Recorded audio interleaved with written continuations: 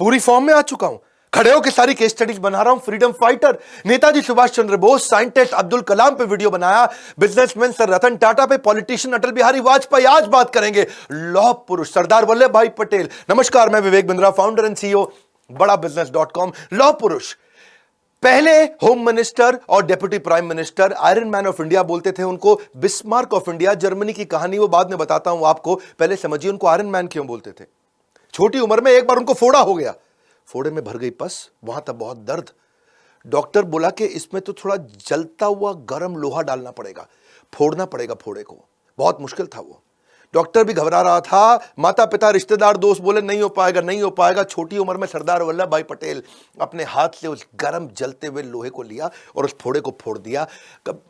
Actually tolerate करने की दर्द को ना बहुत बड़ी एबिलिटी थी उनके अंदर, फियरलेस थे, डरते नहीं थे। विल पावर उनकी बचपन से दिखती थी। आपने कभी सोचा है अगर सरदार वल्लभ भाई पटेल नहीं होते तो देश कैसा होता? अगर आप कश्मीर से कन्याकुमारी या अगरतला से अहमदाबाद तक अगर आपको जाना तो कम से कम 7-8 बार वीजा लेना पड़ता। सोच रहे हो मेरी बात को? अगर नॉर्थ से साउथ की तरफ चल रहे हो, कितनी बार वीजा, कितनी बार परमिशन लेना पड़ता। ये देश नहीं होता, ये कई देशों का एक कॉन्टिनेंट होता है इंडिया। अंग्रेजों ने जहां हिंदुस्तान को टुकड़ों में बांटा था, वहीं सरदार पटेल ने उस खाई को पाटा था। 31 अक्टूबर 1875 नाडियाड गुजरात के अंदर इनका जन्म हुआ। शुरू से शुरू करते हैं। पिता जावर भाई पटेल किसान और फ्रीडम फाइटर, 1857 के फ्रीडम मूवमेंट में उन्होंने भी बड़ा योगदान दिया था। आर्थिक स्थिति शुरू में कमजोर थी, दोस्तों से किताबें मांग के पढ़ा करते थे। 10वीं क्लास उन्होंने NK high school Petlad Gujarat के अंदर 1897 में पढ़ाई पूरी करी। बाद में उन्होंने लॉ की पढ़ाई करी, सेकंड रैंक लेकर के आए और राइट टू प्रैक्टिस लेके आए। लेकिन लॉयर ऐसे बने जो कि अनडिफीटेबल, उनको हरा नहीं सकता था कोई। शुरू में तो वो गांधी को पसंद नहीं करते थे। जब गांधी गुजरात क्लब आते भी है ना, तो वो बोले कि भाई ऐसे संडास साफ करके और ब्रह्मचर्य का व्रत करके देश में आजादी नहीं मिलने वाली। वो लॉयर थे उस समय, बहुत उनको जबरदस्त लॉयर हुआ करते थे। लेकिन 2 साल के बाद जब चंपारण का सत्याग्रह से वो बड़े प्रभावित हुए, उसको देख के से कहते हैं फलेन परचीयते। गांधी के जब उन्होंने फल को देखा वो बड़ा प्रभावित हुए उससे।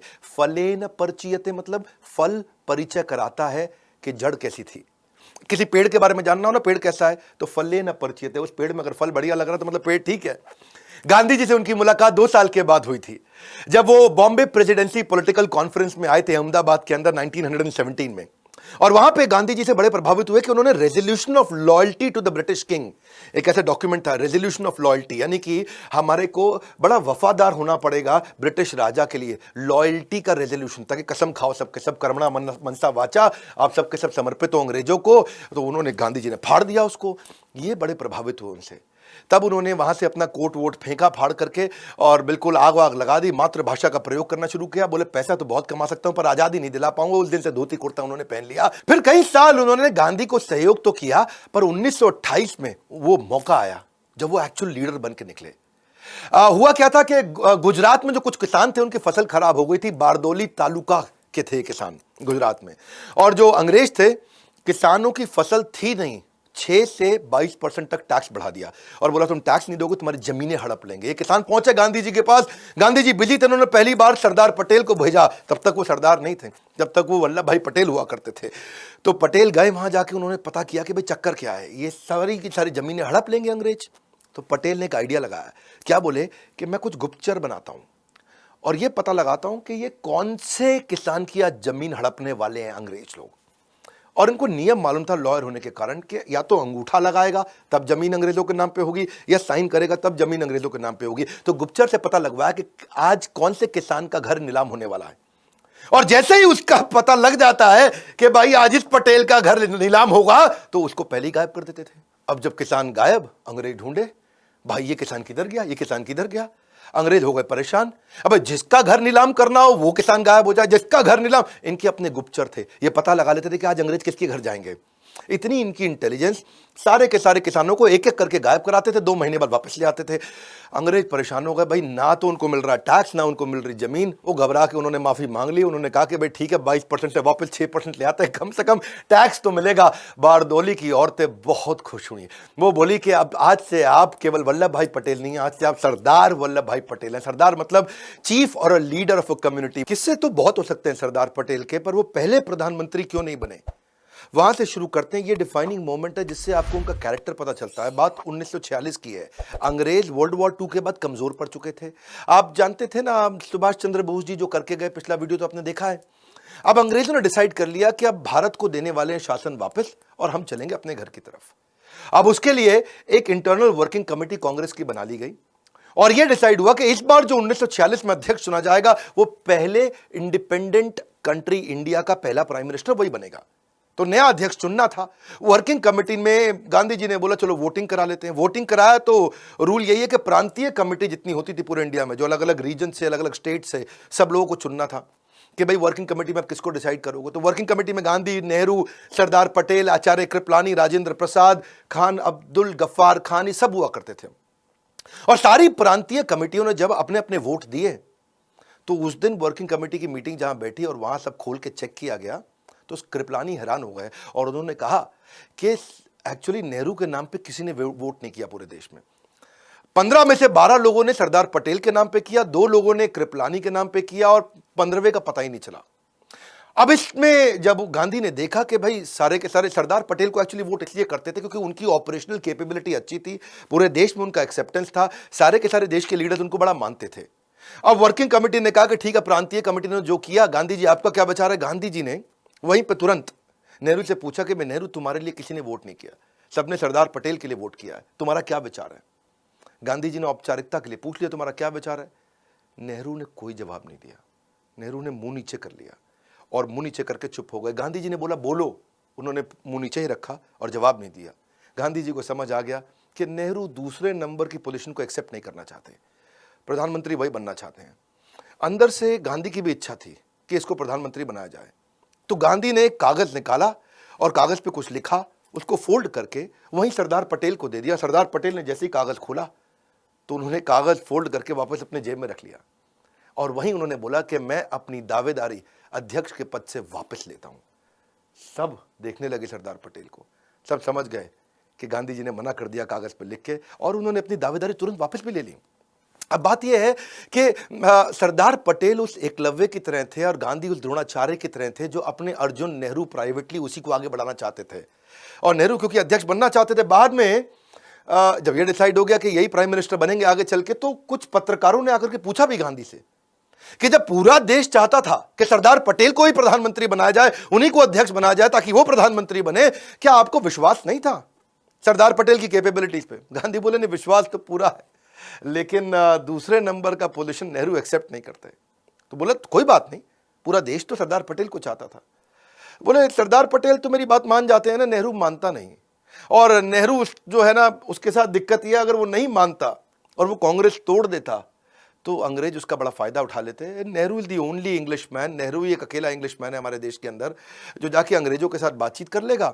वो अपना बढ़िया सफारी सूट पहन के, हाथ में पाइप लेके, यहाँ गुलाब का फूल टांग के आगे चलेंगे। एक्चुअली पहले भी 1929 में, 1936 में, 1939 में भी गांधी ने सरदार पटेल को पीछे किया था। तेजस्वी मान अपना खोजते नहीं है, अपनी पैरवी बतलाकर पाते हैं जग में सम्मान, प्रचंड कर्म दिखलाकर। ऐसे थे सेल्फलेस और निस्वार्थ सरदार पटेल। पार्टीशन के समय में माउंटबेटन ने डिसाइड किया कि एक कमेटी बनाते हैं और डिसाइड करते हैं। देखो ये पार्टीशन जो था ना, ये एक ऐसा स्टार्टअप का डीमर्जर हो रहा था, एक तरह से समझो 2 नए देश बनने वाले थे। और जैसे समझो जब हीरो और होंडा अलग हुए तो डिसाइड करना था कि भाई हीरो के पास क्या जाएगा, होंडा के पास क्या जाएगा। वो डीमर्जर हो रहा है।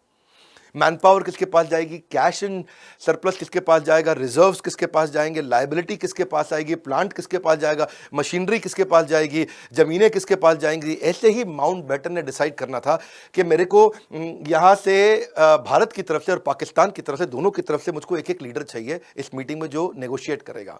पाकिस्तान की तरफ से मोहम्मद अली जिन्ना खुद ही सामने आ गए और मोहम्मद अली जिन्ना छोटी छोटी चीजों पे बहुत तंग करते थे। दकियानूसी, रूढ़ीवादी, गांव की चिड़चिड़ी, हर बात पर बहस करने वाली सास की तरह थे। और नेहरू जानते थे कि इतना नेगोशिएट हमारी तरफ से तो खाली सरदार पटेल कर सकते हैं, तो उन्होंने सरदार पटेल को आगे कर दिया। अब हर एक चीज पे बहस होने लगी। वो 3 महीने बड़े अजीबोगरीब गए।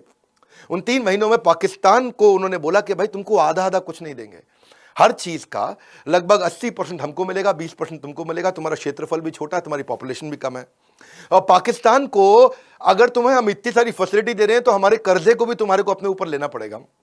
तो ये थे सरदार पटेल, जिन्होंने बड़ा अच्छा नेगोशिएशन कराया कि भाई कैश में सोना चांदी, डाक की टिकटें, पोस्टल रेवेन्यू स्टैंप, ये सब कैसे डिवाइड किए जाएंगे। 400 करोड़ रुपया उस समय भारत के पास हुआ करता था। तो जिन्ना ने बोला कि भाई आधा आधा कर दो, 200 तुम रखो 200 हम रखेंगे। सरदार पटेल बोले नहीं, तुमको 75 करोड़ ही मिलेंगे, क्योंकि तुम्हारी जनसंख्या और खर्च दोनों ही कम है हमसे, तो उसमें से 20 करोड़ तुमको अभी दे देंगे, 55 करोड़ बाद में दे देंगे। जिन्ना चालाक थे, एक मौका भी नहीं छोड़ना चाहते थे। बोले मुझको करेंसी प्रिंटिंग मशीन भी दे दो।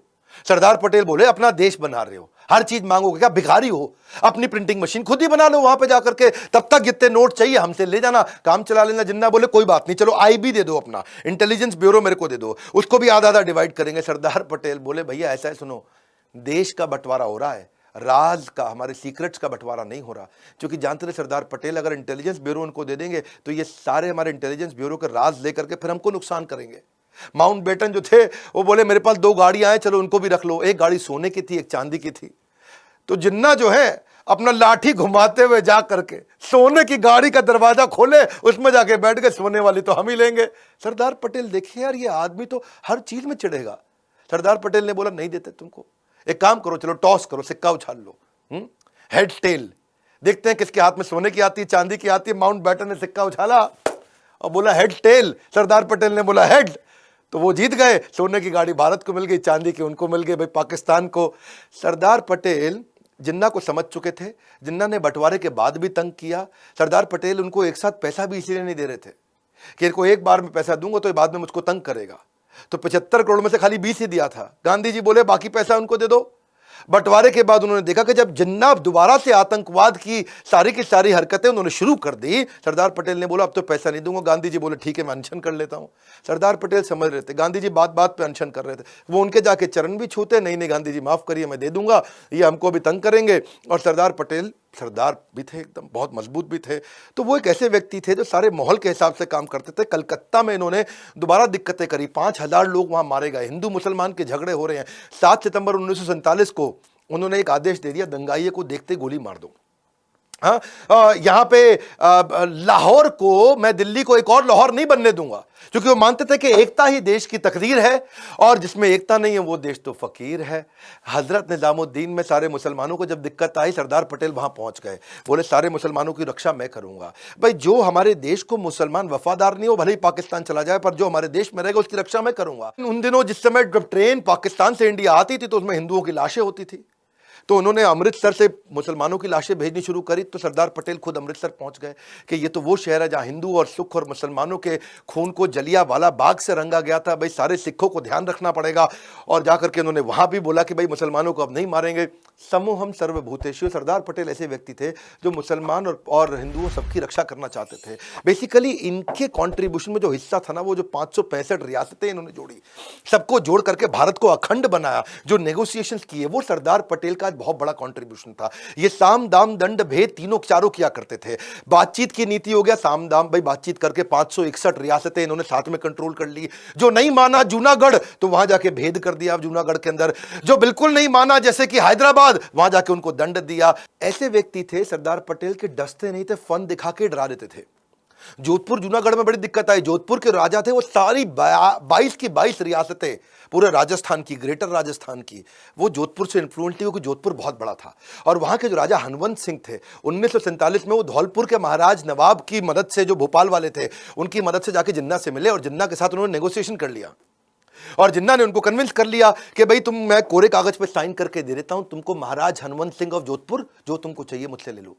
और डिसीजन ये हो गया कि कराची का बंदरगाह की सुविधा दे देंगे आपको, रेलवे के आने जाने की सुविधा दे देंगे, अनाज और शस्त्रों के इंपोर्ट एक्सपोर्ट की पूरी सुविधा दे देंगे। तो इनको इतना कंफर्ट आ गया, बोले हम तो जा रहे हैं पाकिस्तान में। और जोधपुर के इन्फ्लुएंस के चक्कर में राजस्थान की जो बाकी 21 रियासतें थी, वो भी जोधपुर के पीछे पीछे चलती थी। उन्होंने भारत के साथ जुड़ने को मना कर दिया। सरदार पटेल के लिए बहुत दिक्कत आ गई। सरदार पटेल ने जो वीपी मेनन, ये वीपी मेनन पे एक वीडियो बनाना बनता है, बहुत जबरदस्त आदमी थे उनके टाइम के। उन्होंने इसको भेजा कि जाओ भैया तुम जोधपुर के महाराज से जाके मिलो और उनको बोलो इंस्ट्रूमेंट ऑफ एक्सेशन पर साइन कर दो, तुम भारत के साथ ही रहने वाले हो। जाके वहां वीपी मेनन पहुंचे तो जोधपुर के महाराजा ने रिवॉल्वर लगा दी उसके गले पे, बोला तुझको तो खत्म कर दूंगा।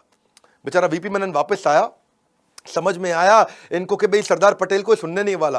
तो मैंने बताया ना, ये फन दिखा के डराते थे। इन्होंने जोधपुर के राजा को बोला दिल्ली आओ मुझसे मिलने के लिए। जोधपुर के महाराज जब दिल्ली पहुंचे, हनुमंत सिंह को मिलने के बाद बोले कि तुम्हारे जो पिता है ना, वो मेरे बहुत अच्छे दोस्त थे और तुम्हें मेरी देख रेख में छोड़ के गए हैं। और मेरी बात समझ लो, अगर तुम ऐसे नहीं मानोगे तो पिता के रूप में आकर के ऐसा दंड दे के तुम्हें सुधारूंगा, अकल आ जाएगी तुमको। और उनको, क्योंकि ना इनको मालूम था कि जैसलमेर, बीकानेर, ये सब कोई साथ में नहीं आया और ये पाक के साथ जाके मिल गया। अगर पाकिस्तान के साथ और राजस्थान पाकिस्तान के पास चला जाता तो पूरा राजस्थान मिला के पाकिस्तान दिल्ली के नजदीक आता। और किसी देश की राजधानी अगर बाजू वाले देश के बिल्कुल नजदीक हो तो देश की राजधानी पर खतरा बढ़ जाता है। तो इन्होंने उनको समझाया, जोधपुर के राजा को, भाई मेरी बात सुन, तेरे जो जनता है ना वो तेरा साथ नहीं देगी, सारी जनता तेरी हिंदू है और पाकिस्तान के साथ जबरदस्ती जोड़ा तो जनता समेत मैं तेरे खिलाफ खड़ा हो जाऊंगा, खत्म कर दूंगा। तो नतीजा बाद में यही निकला कि इन्होंने साइन कर दिया, बोला ठीक है जी सरदार पटेल जी माफी मांगता हूं, सारी 21 रियासतें इनके साथ वापस आ गई। इधर पूरा राजस्थान कंट्रोल में आया, लेकिन गुजरात का जूनागढ़, वहां हो गई दिक्कत, क्योंकि जूनागढ़ में पॉपुलेशन तो हिंदू की थी, राजा मुसलमान था। वो बोला हम पाकिस्तान से मिलेंगे। बिना लड़े सरदार पटेल ने वीपी मेनन को फिर बोला, जाओ भैया जूनागढ़ पहुंच जाओ, इस बार मैं लड़ूंगा नहीं। बिना लड़े कैसे करेंगे, इसे बोलते हैं कूटनीति। बोला राजा से मत मिलना, जागीरदारों से मिलो। ऊपर राजा है, नीचे जागीरदार हैं छोटे छोटे, उनसे जाके मिलो, उनको जाके भड़का दो और जाकर के क्या बोलो, उनको बोलो कि तुम्हारा मुस्लिम नवाब मुस्लिम मुल्क के चंगुल में तुम सबको फंसवा देगा। तुम सारे हिंदू हो, तुम्हारा नवाब मुसलमान, वो देश मुसलमान, तुम सब फंस जाओगे। जैसे ही ये बोला तो वहां विद्रोह चालू हो गया।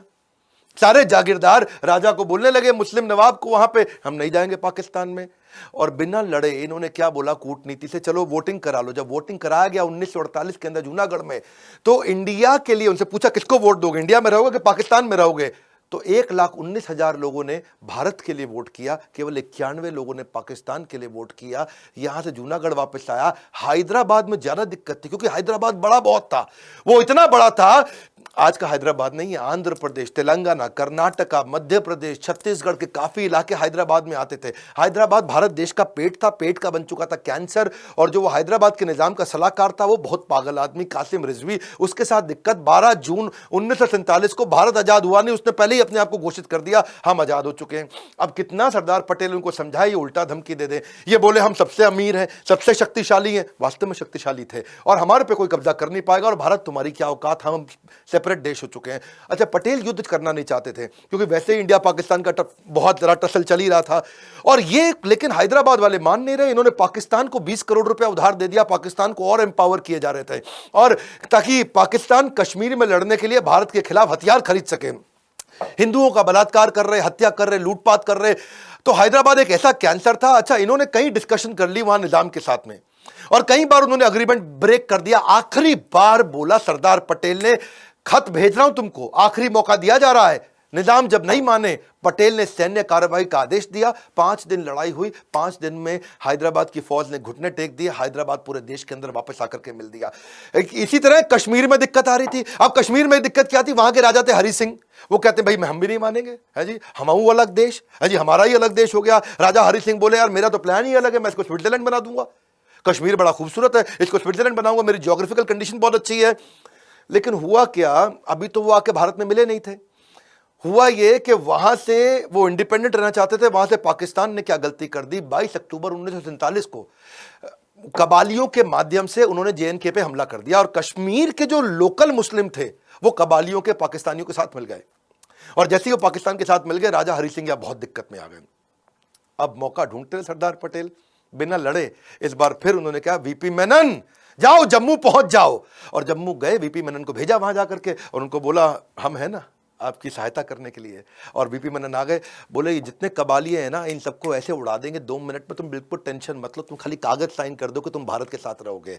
और इंस्ट्रूमेंट ऑफ एक्सेशन लेके गए कि भाई हम, तुम हमारे साथ मिलने वाले हो। और जाके राजा हरि सिंह ने तुरंत साइन कर दिया, बोला मरता क्या ना करता, मेरे को भारतीय फौज की मदद चाहिए इस समय, कबालियों से हमको बचा लो। और भारतीय फौज वहां पहुंच गई, कबालियों को उखाड़ के खत्म कर दिया। ये ऐसे व्यक्ति थे सरदार पटेल, इन्होंने पूरे भारत को एक किया, एक धागे में पूरे भारत को जोड़ दिया। आज हमारा भारत इतना बड़ा समृद्ध शक्तिशाली है। यहाँ की मैनेजमेंट ऑपरेशंस को तेज किया। अंग्रेजों के टाइम के जो आईसीएस हुआ करते थे, इंडियन सिविल सर्विस, उन्होंने इनको आईएएस बना दिया, क्योंकि इंडियन सिविल सर्विस के लोग वो book keeping, accounting, warehouse management, छोटे छोटे काम करते थे। इन्होंने आईएएस को एम्पावर किया कि वो प्रशासन में सहयोग करे, कानून को लागू करे, लॉ एंड ऑर्डर अच्छा करे, एग्जीक्यूशन की स्पीड तेज करे, पॉलिसीज बनाए, इंपोर्ट के डिसीजन ले, secretary, joint secretary, additional secretary, magistrate, वो सारे इन्होंने तैयार कर दिए। और बाद में फिर आगे चल के जो शेख अब्दुल्ला आए, उन्होंने जम्मू एंड कश्मीर के लिए अलग स्पेशल स्टेटस की डिमांड करी, उसको स्वीकार भी कर लिया। लेकिन सरदार पटेल जानते थे कि आज ये इंडिपेंडेंट स्टेटस मांग रहे हैं, आगे चल करके ये इंडिपेंडेंट कंट्री बनने की कोशिश करेंगे। हुआ भी यही। सरदार पटेल ने उस समय में आर्टिकल 370 में एक मामूली सा बदलाव कर दिया, छोटा सा बदलाव। और क्या लिखा? संसद जब चाहे राष्ट्रपति के अप्रूवल से धारा 370 को खत्म कर सकती है। आज हमारी सरकार ने उसी का फायदा उठा करके जम्मू कश्मीर को पूर्ण रूप से भारत में मिला लिया है। ये पैटर्न बेस्ड प्रेडिक्शंस कर लेते थे। चाइना के बारे में शुरू से समझ रहे थे। विदेश मंत्रालय सरदार पटेल के पास नहीं था, नेहरू के पास था। लेकिन ये फिर भी बिहेवियरल पैटर्न चाइना का ऑब्जर्व कर रहे थे कि चाइना का जो विस्तारवाद, यानी कि जो सिक्किम को, तिब्बत को, सबको एक्वायर करना चाहता है, उसके कंसिस्टेंट एफर्ट कर रहा है, सिक्किम भी मेरा हो जाए, तिब्बत भी मेरा हो जाए, ये सरदार पटेल पहचान रहे थे। पटेल ने बोला नेहरू को, ये कम्युनिस्ट पावर है, हम डेमोक्रेटिक हैं, इनसे दूर रहो, कम्युनिस्ट से दूर रहो। लेकिन नेहरू ने जाकर उनको प्रमोट कर दिया, चाइना को, यूनाइटेड नेशन सिक्योरिटी काउंसिल में, उनको परमानेंट मेंबर भी बना दिया। आगे चल के वही हुआ 1950 में, चाइना ने तिब्बत पे भी अटैक किया, हजारों लोगों की क्रूर तरीके से हत्या करी, औरतों का बलात्कार किया, बच्चियों का बलात्कार किया, महिलाओं की ब्रेस्ट काट दी उन्होंने तिब्बत के अंदर, 22 धर्म गुरुओं को अरेस्ट करके उनको यातनाएं दी। पटेल पैटर्न बेस्ड प्रेडिक्शन समझते थे, ये उनकी इंटेलिजेंस थी। 1962 में फिर से चीन ने हमारे पंचशील समझौते को तोड़ा और अक्साई चीन को उन्होंने आके अपने कब्जे में कर लिया। आज भी वो अरुणाचल प्रदेश, लद्दाख, इस सबको अपने कब्जे में तो लेना चाहता है। चाइना क्या कर रहा है? आज वीटो पावर का इस्तेमाल कर रहा है इंटरनेशनल लेवल पे हमारे खिलाफ। UNSC, United nation security council में हमारे को वीटो पावर ना मिल जाए, उसके लिए वो लगातार काम कर रहा है। जैशे मोहम्मद के फाउंडर जो है मसूद अजहर, उसको इंटरनेशनल टेररिस्ट घोषित नहीं करने दे रहा। कश्मीर के मुद्दे में पाकिस्तान का फेवर कर रहा है। बहरहाल एक युग का अंत हुआ। मुंबई के बिरला हाउस में 15 दिसंबर 1950 को आपका देहांत हुआ, आपका देह अंत हुआ, आत्मा का अंत नहीं। आत्मा आज भी हमारे देश में बसती है। लंबी बीमारी के बाद दिल का दौरा पड़ने से सरदार पटेल हमारे बीच में नहीं रहे। देश के पहले राष्ट्रपति राजेंद्र प्रसाद का कहना है कि जब इंसान अपने पद से नहीं बल्कि अपने काम से प्यार करता है, वही सरदार पटेल बन पाता है। 31 अक्टूबर को उनके जन्मदिन को एकता दिवस के रूप में मनाया जाता है। जैसा सरदार पटेल चाहते थे कि भारत समृद्ध बने, वही इच्छा आज हमने भी बिल्ड करी है कि भारत समृद्ध और एम्पावर्ड बने। आज इस समय अस्त्र शस्त्र का समय नहीं रहा है। आज एजुकेशन, एंटरप्रेन्योरशिप और इकोनॉमी के दम पे देश मजबूत होता है और दुनिया से लड़ता है। आज वर्ल्ड वॉर टेक्नोलॉजी और इकोनॉमी के बेस पे चलती है और वही हम चाहते हैं कि एजुकेशन, एंटरप्रेन्योरशिप और इकोनॉमी को बढ़ाने के लिए एवरीथिंग अबाउट एंटरप्रेन्योरशिप, एवरीथिंग, सब कुछ हमने सारे देश के पावरफुल बिलियनियर प्रोफेसर्स के साथ आपको दिया है। आप फोन करिए बोर्ड लाइन नंबर पे, पता करिए। एवरीथिंग अबाउट एंटरप्रेन्योरशिप इतना अफोर्डेबल हो गया है कि आप आज वास्तव में हमारे कंटेंट को कोई बीट नहीं कर पा रहा है। जो आकर के हमारी ऐप पे कंटेंट कंज्यूम कर रहा है, गेम चेंज कर रहा है। बहरहाल फ्री वीडियोस में फिर भी देता रहूंगा। कौन सी स्पोर्ट्स पर्सनालिटी पे, आप मैरी कॉम पे, सचिन तेंदुलकर पे इनका जन्मदिन आने वाला है, या इंटरनेशनल पर्सनालिटीज पे Warren Buffett, Steve jobs, Bharat में कई व्यापारी बहुत बड़े हैं, अंबानी है, राधाकृष्ण दमानी है, आनंद महिंद्रा है, लक्ष्मी मित्तल है, उदय कोटक है। किसके विषय में आप वीडियो देखना चाहते हैं? कमेंट बॉक्स ये आपका है, ये आपके लिए है। मैं हजारों कमेंट्स चाहता हूं, जिसके ऊपर ज्यादा लाइक्स आए, जिस पे ज्यादा वोट आए, मैं उसी के ऊपर नेक्स्ट वीडियो बनाऊंगा। खड़े होकर पूरी एनर्जी के साथ आ चुका हूं।